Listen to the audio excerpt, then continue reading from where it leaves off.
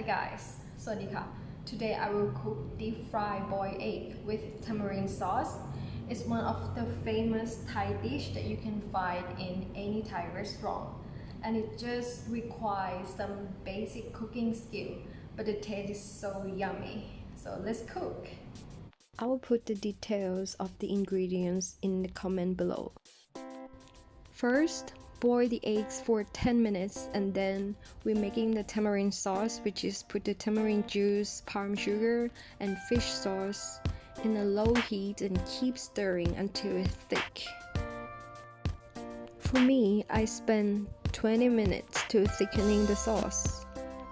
Next, I will do a deep fried shallot. So use the medium heat and keep stirring the shallot until it turns yellow and then drain the oils out and let it raise for crispy.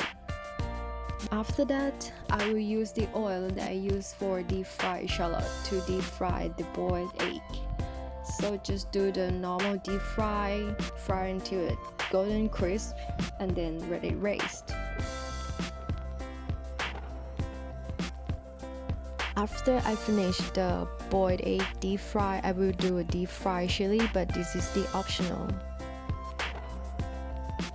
Here we are, it's time for plating. I got deep fried shallot, deep fried chili, deep fried boiled egg, and the spring onion cut. You can use the coriander leaf if you prefer. And this is the tamarind sauce, and this is how thick of my sauce. If you like a thicker sauce, you can spend more time cook the sauce. So this is how we serve the dish with the steamed rice. And this is how I will enjoy this meal. So I grab some egg and then some more tamarind sauce, and then it's time for me to enjoy the crispiness from the shallot and the fried egg and the sour, sweet and salty from the sauce and this nice smell from the rice. I love this dish and it's one of my favorite dish. I hope you guys had a great time cooking. For now, bye. สวัสดีค่ะ